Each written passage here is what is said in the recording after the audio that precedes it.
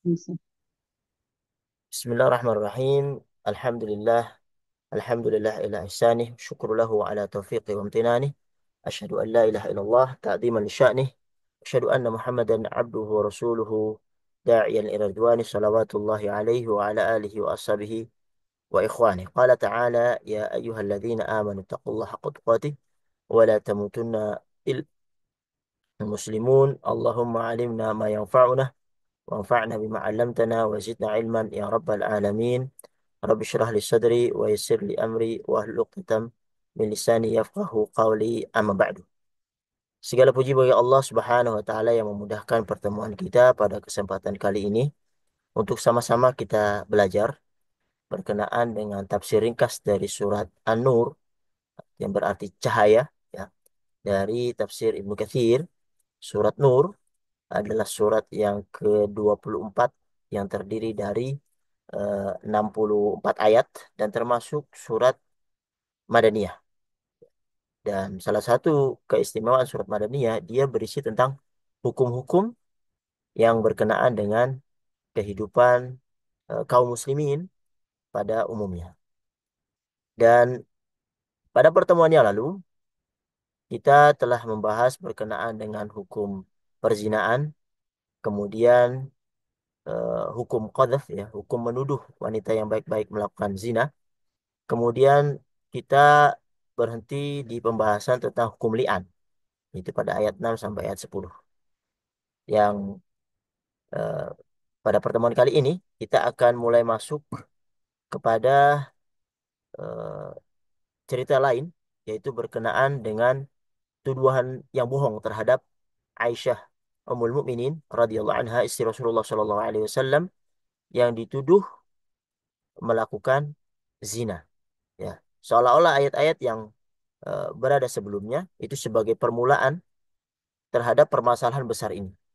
Kalau saja wanita biasa dan wanita baik-baik, bukan istri seorang pejabat, bukan istri seorang pembesar, bukan istri Rasulullah saja, masalahnya sangat besar di sisi Allah Subhanahu wa taala. Apatah lagi kalau tuduhan itu ditujukan kepada istri Rasulullah Shallallahu alaihi wasallam, yang dia adalah sebaik-baiknya ummahatul mukminin, sebaik-baiknya ummul mukminin. Baik, kita akan masuk yang disebutkan bahwasanya ada 11 ayat, ya, dari ayat 11 sampai 21 yang berkenaan dengan eh, apa namanya? Tuduhan bohong kepada Aisyah, yang kemudian Allah turunkan ayat untuk membebaskan Aisyah radhiyallahu anha terhadap tuduhan kaum munafikin kepada beliau radhiyallahu anha. Baik, sebelum kita masuk, kita coba sama-sama tilawah dulu untuk ayat yang kita akan ambil pada kesempatan kali ini. أعوذ بالله من الشيطان الرجيم. بسم الله الرحمن الرحيم.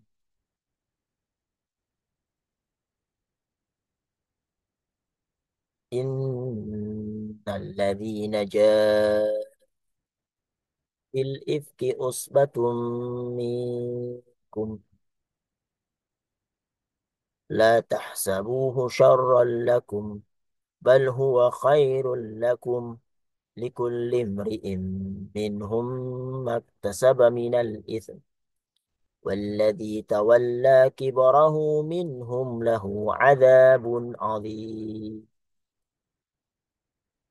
لولا إذ سمعتموه ظن المؤمنون والمؤمنات بأنفسهم خيرا وقالوا هذا إفك مبين.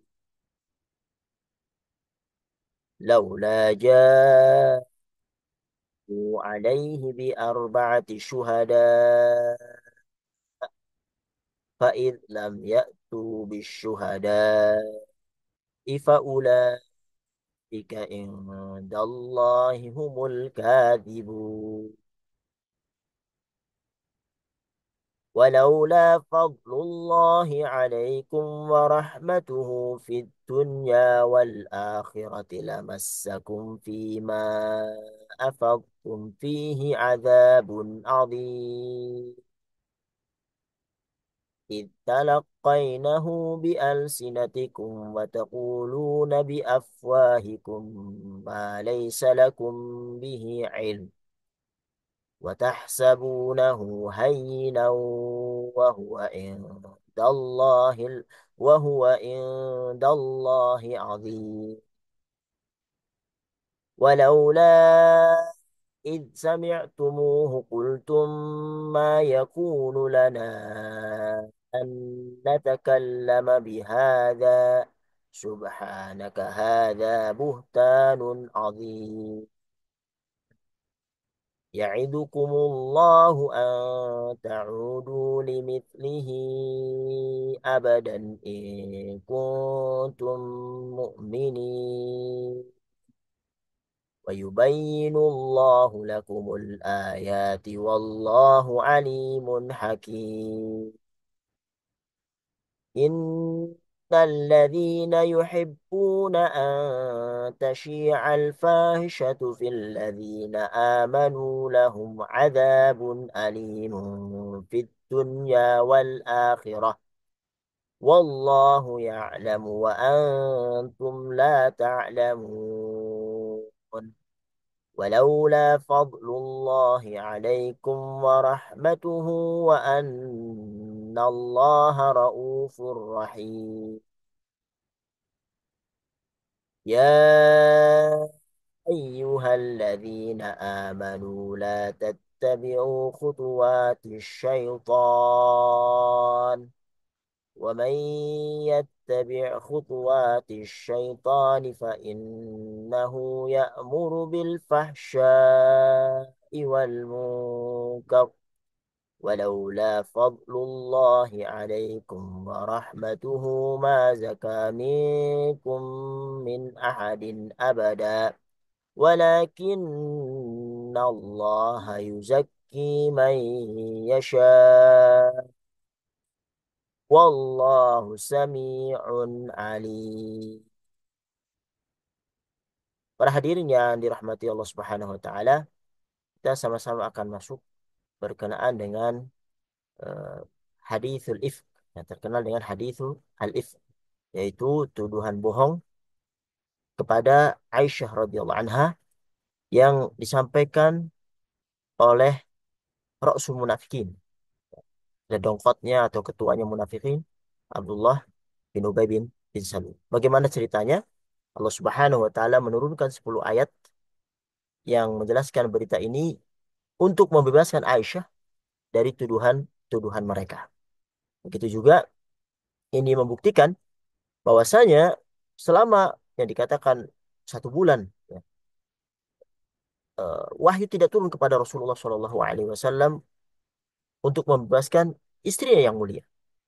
Ini membuktikan kepada kita bahwasanya Al-Quran itu turun di sisi Allah Subhanahu Wa Taala dan bukan dibuat-buat oleh Nabi kita Muhammad Shallallahu Alaihi Wasallam dan bukan beliau sendiri yang yang mengambil eh, dari dirinya sendiri atau mengambil dari orang lain ya, tapi dia menunggu wahyu turun dari Allah Subhanahu wa taala dan hal ini membantah apa-apa yang dituduhkan kepada beliau bahwasanya Al-Qur'an itu dari diri Nabi Muhammad atau dia belajar dari ahli kitab dan tuduhan-tuduhan lainnya yang menafikan bahwasanya Al-Qur'an turun dari Allah Subhanahu wa taala.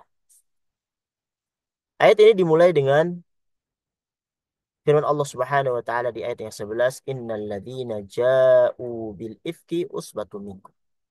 Sungguhnya orang-orang yang membawa berita bohong, al-if, usbatun minkum. Itu adalah dari golonganmu juga. La tahsabuhu syarran lakum. Janganlah kamu kira bahwa berita itu buruk bagimu, bal huwa khairul lakum. Bahkan ia adalah baik bagimu. Berapa banyak yang menurut kita tidak baik, tetapi ketika kita sabari, ternyata itulah pilihan Allah Subhanahu wa taala yang terbaik untuk hambanya. Dan di sini juga disebutkan la tahsabuhu syarrun lakum bal huwa khairul lakum.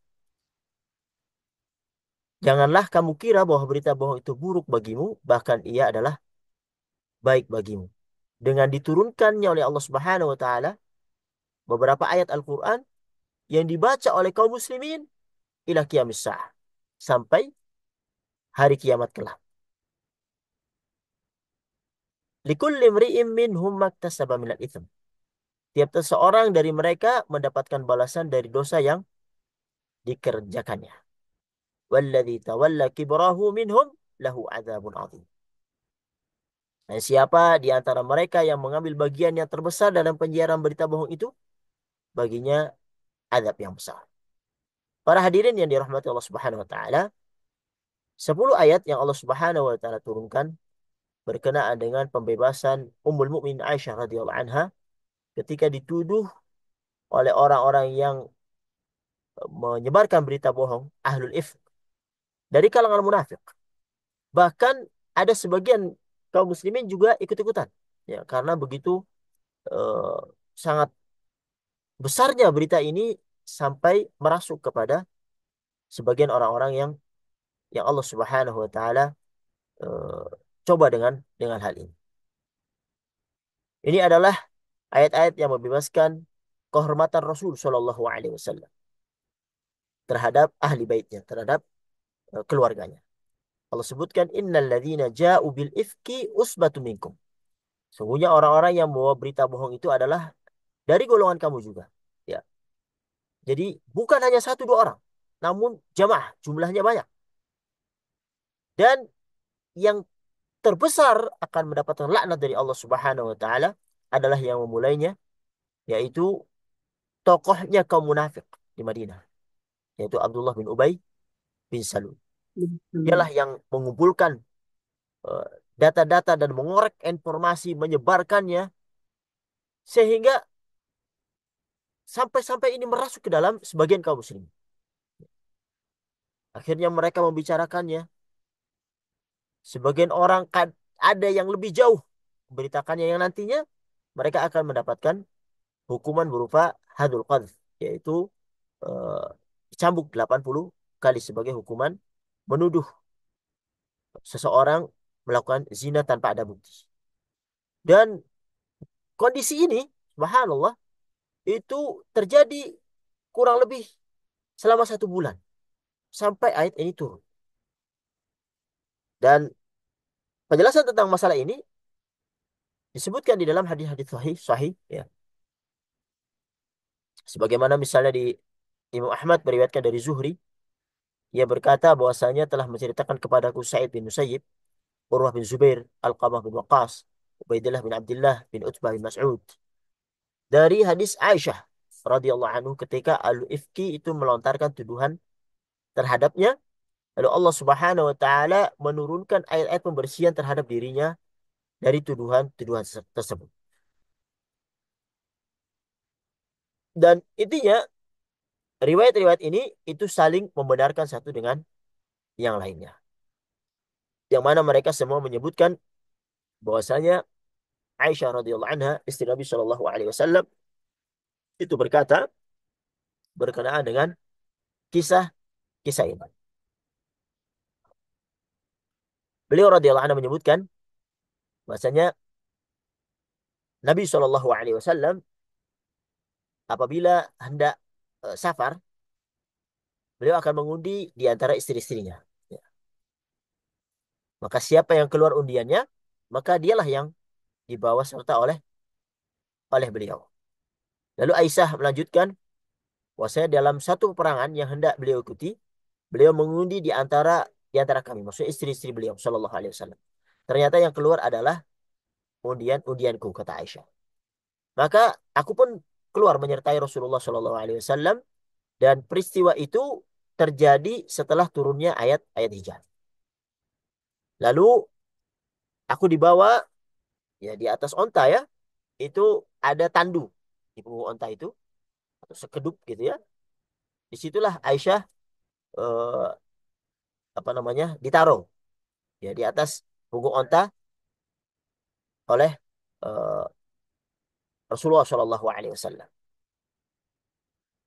Kemudian beliau melanjutkan, Kami pun menempuh perjalanan hingga akhirnya Rasulullah itu selesai dalam peperangan itu. Kemudian hendak kembali dari peperangan menuju Madinah. Ketika hendak mendekati kota Madinah, beliau memerintahkan rombongan agar bergerak pada malam hari. Ketika itu, eh, Aisyah yaitu keluar dari kedupnya dan berjalan hingga menjauhi rombongan. Untuk apa? Untuk melaksanakan hajat. Ya. Kemudian setelah beliau kembali dari hajatnya, ternyata dia mengatakan, aku meraba dadaku, ternyata kalungku yang terbuat dari akar za'far itu putus dan hilang. Ya. Kemudian Aisyah keluar lagi dari kedupnya untuk mencarinya. Hingga dia tertahan di tempat hilangnya kalung itu karena lama-lama mencarinya. Pada saat bersamaan, rombongan kembali bergerak melanjut ke perjalanan. Mereka mengira ya, Aisyah itu ada di skedupnya dan meletakkannya di atas unta yang aku tunggangi. Mereka mengira bahwasanya Aisyah ada di dalamnya. Karena memang Aisyah ini masih belia ya, dan juga eh, kurus ya, tidak gemuk. Jadi bobotnya itu orang-orang mengira Aisyah ada di dalamnya karena sangat sangat ringan. Disebutkan bahwasanya mereka hanya makan sedikit-sedikit saja. Mereka tidak curiga sama sekali bahwasanya Aisyah itu tidak ada di dalam. Saya menyebutkan karena waktu itu aku masih gadis muda ya. Kemudian mereka menggiring unta dan berjalan. Setelah Aisyah menemukan kalungnya, ternyata rombongan telah bergerak jauh. Kemudian Aisyah mengatakan, aku mendatangi tempat perberhentian tadi. Ternyata tidak ada seorang pun di situ. Aku mencari-cari tempatku semula di situ. Yang kemungkinan ketika mereka tidak mendapatkannya setelah sampai di Madinah misalnya, Aisyah tidak ada. Mudah-mudahan mereka akan kembali lagi untuk menuju tempat di mana mereka menurunkan Aisyah untuk membuang hajatnya. Ya. Pasti akan dicari lagi. Jadi tidak pergi kemana-mana. Tapi ternyata ketika eh, Aisyah itu duduk menunggu di tempat yang semula, dia mengatakan rasa kantuk datang. Sehingga apa dia tuh tertidur. Pada saat itu ada seorang sahabat yang bernama Sofyan bin Al-Mu'attal As-Sulami Al-Dhakwani. Dia selalu berjalan di belakang rombongan. Ia berjalan hingga sampai ke tempat Aisyah tidur. Ketika ia melihat bayangan hitam, Aisyah mengatakan, ia datang mendekatiku. Ia langsung mengenalku begitu melihatku karena ia telah melihatku sebelum turun perintah hijab. Aisyah mengatakan, aku bangun begitu mendengar dia mengucapkan al-istirja, yaitu inna lillahi wa inna ilahi raji'un. Kemudian Aisyah pun menutup wajahnya dengan jilbab. Dia mengatakan, wallahi demi Allah, dia sama sekali tidak berbicara padaku walaupun sepotong kalimat. Aku tidak mendengar sepatah kata pun darinya kecuali ucapan istirja ketika ia mendapatkan kendaraannya. Ia memegang kaki kendaraannya dan mempersilahkan aku naik ke atasnya. Kemudian Aisyah melanjutkan, aku pun naik. Kemudian ia membawaku hingga dapat menyusul rombongan setelah mereka berhenti di tengah hari yang sangat terik. Maka binasalah orang yang binasa yang mengomentari peristiwa tersebut. Dan disebutkan orang yang memiliki andil paling besar dalam penyebaran berita bohong ini adalah Abdullah bin Ubay bin Salul. Yaitu Rasul Munafikin. Yaitu lengkapnya kaum munafikin di Madinah. Kemudian cerita dilanjutkan bahwasanya kami pun tiba di Madinah. Setelah 1 bulan tiba di Madinah, Aisyah mengatakan bahwasanya aku jatuh sakit. Sementara berita mulai tersebar. Orang-orang sudah ramai membicarakan tuduhan yang bohong ini. Dan Aisyah karena sakit, dia tidak tahu sama sekali berkenaan berita ini. Aisyah mengatakan sebenarnya aku telah merasakan kecurigaan ketika aku sakit. Aku tidak lagi merasakan kelembutan Rasulullah Shallallahu Alaihi Wasallam yang biasa ku terima saat aku sakit. Rasulullah hanya datang menemuiku, mengucapkan salam, kaifa haluki, bagaimana kabarmu? Itulah yang membuatku curiga. Tapi Aisyah mengatakan aku belum merasakan keburukannya hingga pada suatu hari ketika ia udah mulai sehat. Dia mengatakan aku keluar bersama Ummu Mistah. Ummu Mistah untuk membuang hajat. Ya, zaman dahulu ya. Kita mungkin ketika waktu kecil juga masih seperti itu ya sebelum ada WC yang ada di rumah ya. Eh, Keluar untuk membuang hajat dari rumah menjauh. Begitupun yang dilakukan penduduk Madinah untuk di dalam membuang hajat pada masa itu. Ya, dikatakan bahwasanya biasanya kami ke tempat itu hanya pada malam hari. Dia mengatakan saat itu kami belum membuat tempang buat hajat di dekat rumah. Ya. Jadi kami masih melakukan kebiasaan yang dilakukan orang-orang Arab terdahulu, yaitu buang hajat di padang pasir. Ya, seperti yang kita lakukan juga pada waktu kita dulu di desa-desa di kampung-kampung kita. Buang hajatnya jauh dari rumah. Beliau melanjutkan ceritanya, aku pun berangkat bersama Ummu Mistah. Ya. Dia adalah putri Abu Raham bin Muhammad bin Abdul Manaf. Ibunya adalah putri Sakhar bin Amir, yaitu bibi dari Abu Bakar Siddiq. Jadi putranya bernama Mistah bin Utsatsa bin Abbad bin Abdul Muttalib. Dan Mistah ini adalah orang yang miskin, termasuk kerabat dari Abu Bakar, yang Abu Bakar memberi nafkah kehidupannya sehari-hari, bertahun-tahun.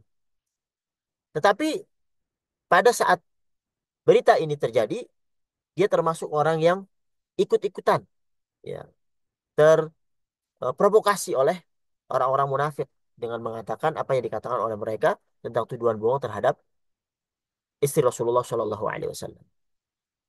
Aisyah melanjutkan, aku pun kembali ke rumah bersama Ummu Mistah. Setelah buang hajat, ternyata Ummu Mistah tiba-tiba mencela dari balik kerudungku, merugilah Mistah. Maka Aisyah pun, gimana engkau mengatakan dia rugi? Sementara dia adalah orang yang mengikuti perang perang Badar. Sahabat yang mulia mengikuti perang Badar.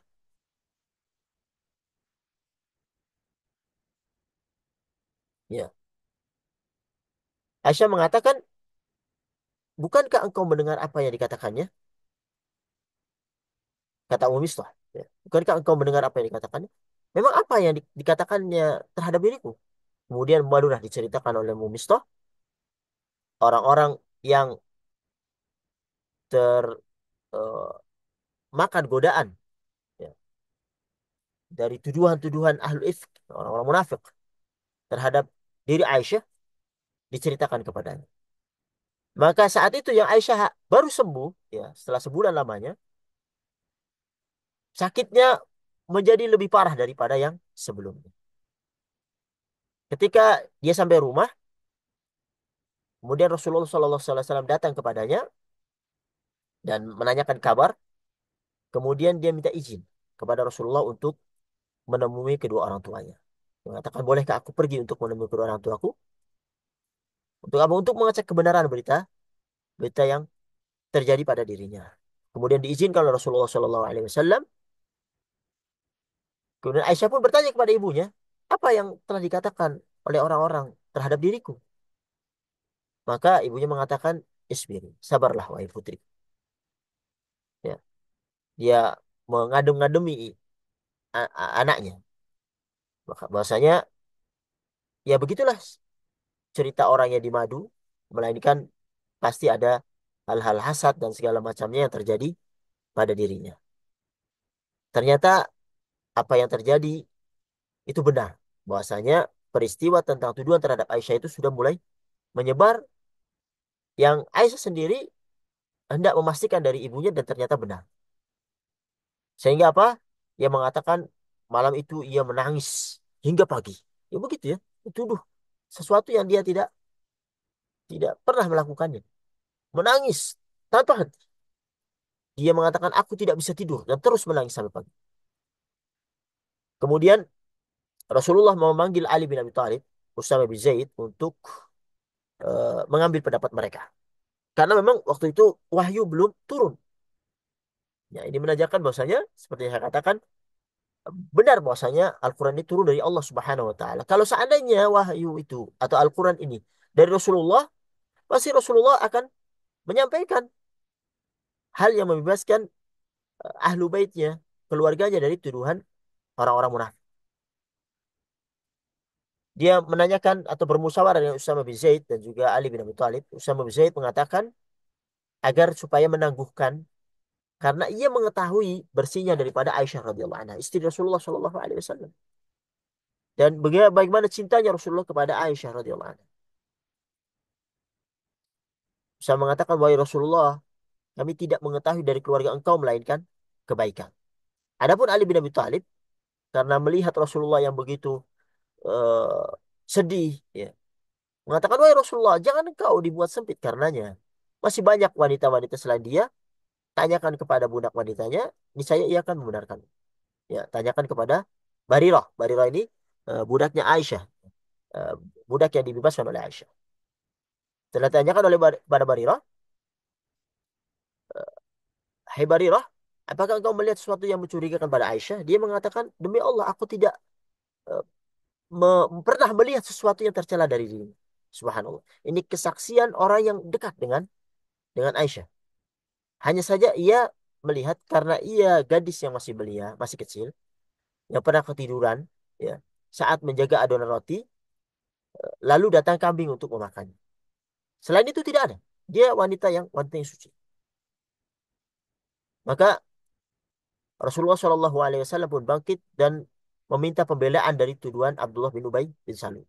Beliau naik mimbar, beliau berkhutbah, mengatakan, siapakah yang sudi membelaku dari tuduhan seorang laki-laki yang telah menyakiti keluargaku?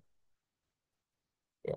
Demi Allah, aku tidak mengetahui tentang keluargaku kecuali kebaikan. Sedangkan mereka menuduh seorang lelaki yang sepanjang pengetahuan adalah orang yang baik-baik dan tidaklah datang menemui keluarga kecuali bersamaku. Maka mulailah bangkit dari uh, suku Aus, yaitu Sa'ad bin Mu'ad bin Ansari. Dia berkata, wahai Rasulullah, aku akan membelamu. Jika orang itu dari suku Aus, maka akan penggal lehernya. Jika orang itu berada dari suku Khazraj, maka perintahkan kami untuk melakukan tindakan terhadap dirinya. Mulai bangkit dari suku Khazraj, Sa'ad bin Ubadah, pemimpinnya suku Khazraj. Ya orang soleh, tapi memang eh, keadaan saat itu memang memungkinkan seorang bangkit ya dari hal-hal yang bersifat jahiliyah untuk pembelaan sukunya. Ia mengatakan kepada Sa'ad bin Mu'ad, kadzabt, demi Allah, engkau tidak akan membunuhnya, tidak akan sanggup membunuhnya. Kalau orang itu dari sukumu, tentu engkau tidak akan mau membunuhnya, apalagi dia kalau dari suku kami. Bangkit lagi Usaid bin Khudair, keponakan Sa'ad bin Mu'ad, ya, dari suku Aus. Dia berkata kepada Sa'ad bin Ubadah, pemimpinnya Khazraj, engkau lebih dusta, kadzab. Demi Allah, kami akan membunuhnya. Bahkan mengatakan engkau munafik dan membela seorang yang munafik. Maka ribut suku Aus dan Khazraj sampai nyaris terjadi baku hantam karena peristiwa ini. Ya. Padahal Rasulullah masih ada di atas mimbar. Beliau mulai menenangkan mereka, ya akhirnya mereka diam dan Rasul pun diam. Aisyah menyebutkan bahwasanya hari itu aku terus menangis. Air mataku terus berlinang tanpa henti dan aku tidak bisa tidur. Bahkan kedua orang tua itu mengkhawatirkan tangisanku itu dapat membelah jantungku saking saking sedihnya Aisyah berkenaan tuduhan yang tidak pernah ia lakukan. Kemudian Aisyah melanjutkan lagi ketika dia masih berada di sisi kedua orang tuanya dalam keadaan menangis, tibalah tiba-tiba datanglah seorang wanita Ansor, kemudian diizinkan masuk. Ia pun duduk bersama Aisyah kemudian nangis bersamanya. Ya. Kemudian Rasulullah datang dan mengucapkan salam dan kemudian duduk. Disebutkan bahwasanya beliau belum pernah duduk bersamaku, kata Aisyah. Semenjak tuduhan terhadap diriku mencuat ke permukaan, sudah sebulan lamanya waktu wahyu itu tidak turun kepada beliau terhadap kasus yang menimpa dirinya. Beliau mengucapkan tasyahud, kemudian amma ba'du, kemudian memulai perkataannya, hai Aisyah, telah sampai kepadaku berita begini dan begitu tentang diri. Jika engkau bersalah, maka Allah pasti menurunkan pembebasan terhadap diri. Namun jika engkau telah melakukan dosa, maka beristighfarlah kepada Allah. Bertobatlah kepada Allah. Sesungguhnya apabila seorang hamba mengakui dosanya lalu bertobat, maka Allah akan menerima taubatnya. Setelah Rasulullah Shallallahu Alaihi Wasallam mengutarakan hal itu, maka Aisyah mengatakan bahwa air mataku berhenti hingga tidak setetes pun mengalir. Aisyah mengatakan kepada ayahnya itu Abu Bakar, jawab, ya ayahku, berkata Rasulullah ini. Abu Bakar pun tidak bisa menjawab. Aku tidak tahu harus berkata apa pada Rasulullah SAW. Aisyah mengatakan kepada ibunya, jawablah ibuku. Apa yang dikatakan Rasulullah? Ibunya pun tidak bisa menjawab apa dari perkataan Rasulullah SAW. Dia menyebutkan, aku hanyalah seorang gadis yang masih muda belia. Aku tidak banyak membaca ayat Al-Quran. Demi Allah, wallahi. Sungguh aku tahu bahwa kalian telah mendengar ceritaku hingga merasuk ke dalam jiwa kalian. Dan kalian membenarkannya. Kalaulah aku katakan kepada kalian bahwa aku tidak bersalah, dan Allah Maha tahu aku tidak bersalah, tentu kalian tidak akan mempercayaiku.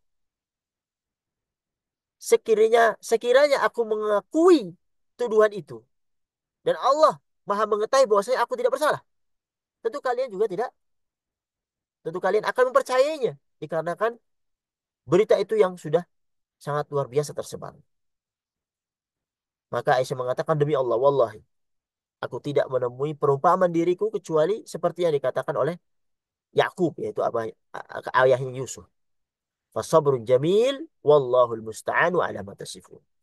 Nah, kesabaran yang baik itulah kesabaranku, dan Allah sajalah yang dimohon pertolongannya terhadap apa yang kamu ceritakan. Quran Surah Yusuf ayat 18. Kemudian Aisyah melanjutkan, aku pun pergi dan berbaring di atas pembaringanku, dan dia menyatakan, demi Allah, aku yakin diriku tidak bersalah, dan bahwasanya Allah akan menurunkan pembebasan diriku. Tapi apa? Aisyah itu tidak menyangka bahwasanya nanti yang akan dijadikan pembebasan terhadap dirinya adalah wahyu Al-Quran yang akan disampaikan kepada Rasulullah SAW. Ya, karena dia menganggap bahwasanya masalah dirinya itu terlalu kecil untuk Allah sebutkan di dalam wahyu Al-Quran yang akan terus dibaca sampai hari kiamat. Dia hanya berharap Rasulullah hanya melihat mimpi, ya, bahwa Allah membebaskan dirinya dari Tuhan itu. Tapi ternyata Al-Quran itu yang turun kepada beliau Shallallahu Alaihi Wasallam untuk membebaskan ahlu baitnya.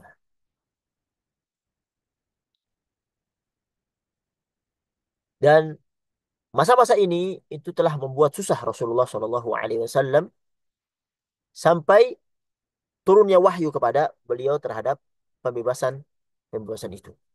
Disebutkan bahwasanya ketika beliau menerima wahyu, keringat beliau bercucuran, laksana mutiara. Ya, padahal di musim yang sangat dingin. Kenapa? Karena memang beratnya perkataan yang diturunkan kepada beliau Shallallahu Alaihi Wasallam Al-Quran Karim.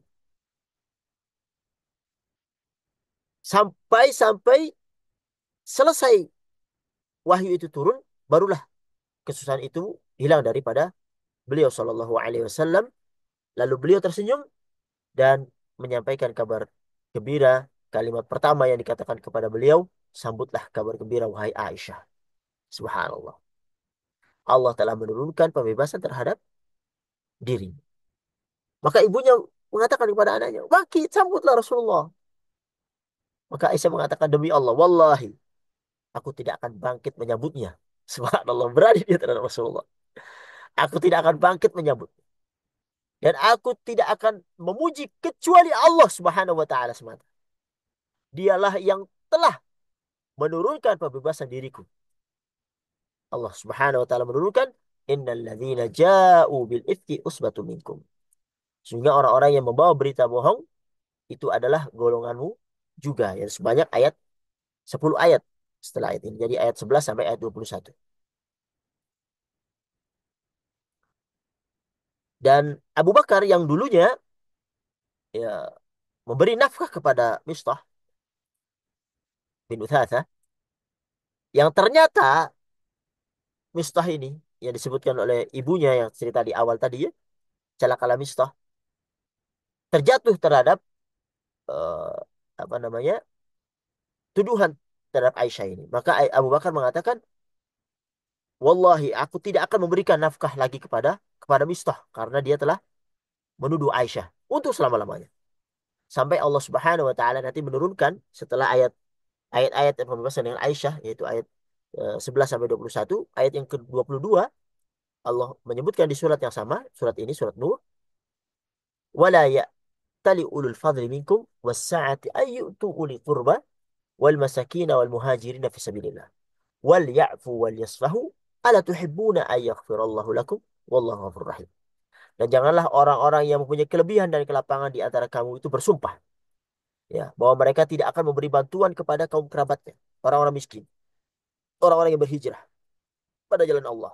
Hendaklah wal ya'fu wal yasfahu. Dalam mereka itu memaafkan dan berlapang dada.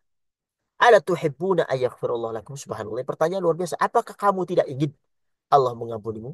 Semua orang ingin. Maka eh, Abu Bakar berkata, demi Allah, aku ingin Allah mengampuni diriku. Wallahu ghafur rahim. Dan Allah adalah maha pengampun lagi maha penyayang. Maka kemudian beliau melanjutkan memberikan nafkah kepada Mistah seperti dahulu yang dia berikan. Bahkan dia mengatakan, Wallahi, aku tidak akan mencabut nafkah tersebut selama-lamanya. Kenapa? Karena dia menginginkan ampunan dari Allah Subhanahu wa taala dan melupakan apa yang terjadi pada Mistah. Aisyah berkata, ada salah satu istri Rasulullah Shallallahu Alaihi Wasallam yang membela Aisyah. Rasulullah pernah bertanya kepada Zainab binti Jahsh, ya, tentang diriku. Dia istri Rasulullah Shallallahu Alaihi Wasallam. Rasul berkata, Hai Zainab, apa yang kau ketahui dan dengar tentangnya? Maka Zainab menjawab, wahai Rasulullah, aku menjaga pendengaran dan penglihatanku. Demi Allah, aku tidak mengetahui tentangnya kecuali kebaikan. Aisyah berkata, hanya dialah satu-satunya dari istri Rasulullah yang membela diriku. Ya. Lalu Allah memelihara dirinya dengan sifat wara. Sementara saudaranya, yaitu Hamnah binti Jahsh, ya, itu ikut-ikutan. Dan nanti akan ikut didera, dicambuk bersama Mistah. Ya. Dan inilah ya, cerita daripada uh, Al-Ifk, ya, cerita tuduhan kepada Aisyah radhiyallahu anha yang berisi tentang ayat-ayat pembebasan terhadap keluarga Rasulullah Shallallahu Alaihi Wasallam dari tuduhan-tuduhan orang-orang munafik. Disebutkan bahwasanya ketika turun perintah pelaksanaan hukuman terhadap dua orang laki dan seorang wanita, mereka dilakukan hukuman apa namanya, hadul qadhf kepada mereka. Dua orang laki-laki dan satu orang wanita yang termasuk di sana ada uh, Hamnah binti Jahsh, ya, dan juga Mistah tadi. Satu lagi adalah Hasan bin Thabit. Innal ladzina ja'u bil if. Sungguhnya orang-orang yang membawa berita bohong, berita dusta, fitnah, usbatu minkum. Mereka golongan kamu juga. Jamaah kaum muslimin. La tahsabu syarran lakum. Jangan kamu mengira bahwasanya berita bohong itu buruk bagi kamu, wahai keluarga Abu Bakar. Bal huwa khairul lakum. Bahkan itu lebih baik bagimu di dunia dan di akhirat. Kenapa? Karena lisan kebenaran di dunia dan kenaikan derajat di akhirat, nampaknya kemuliaan seseorang di sisi Allah Subhanahu wa taala, bahkan seolah-olah ada perhatian khusus terhadap Aisyah yang membebaskan dirinya dari tuduhan-tuduhan mereka dengan turunnya Al-Qur'anul Azim. Inilah sebuah kemuliaan yang luar luar biasa. Likulli imri'in minhum maktasaba min itsm. Tiap-tiap seorang dari mereka mendapatkan balasan dari dosa yang dikerjakannya. Setiap orang yang berbicara tentang masalah ini menuduh Ummul Mukminin Aisyah dengan tuduhan keji, mereka berhak mendapatkan balasan berupa azab yang besar di dunia dan di akhirat. Walladzi tawalla kibrahu minhum. Dan siapa di antara mereka yang mengambil bagian terbesar dalam penyiaran berita bohong itu. Ada yang mengatakan bahwasanya yang memulainya, ada yang mengatakan ada yang mengumpulkan dan menyebarkannya. Ya. Dan mayoritas ulama mengatakan yang dimaksud adalah Abdullah bin Ubay bin Salul. Lahu adzabun adzim. Baginya adalah azab yang besar. Dialah yang mulai tuduhan itu, ya, menyebarkannya kepada kaum muslimin sampai ada sebagian kaum muslimin yang terfitnah dengan tuduhan itu. Para hadirin yang dirahmati Allah Subhanahu wa taala, sampai di sini dulu kita eh, ambil kisahnya daripada eh, berita bohong yang sampai yang menuduh Aisyah radhiyallahu anha terhadap eh, perbuatan yang tidak selayaknya dilakukan oleh seorang istri Nabi. Ya. Dan insya Allah pada pertemuan yang akan datang kita akan lanjutkan lagi ayat-ayat yang menjelaskan tentang hal ini. Mudah-mudahan ini bermanfaat. Hada sallallahu ala Muhammad wa ala alihi wa sahbihi ajmain. Assalamualaikum warahmatullahi wabarakatuh.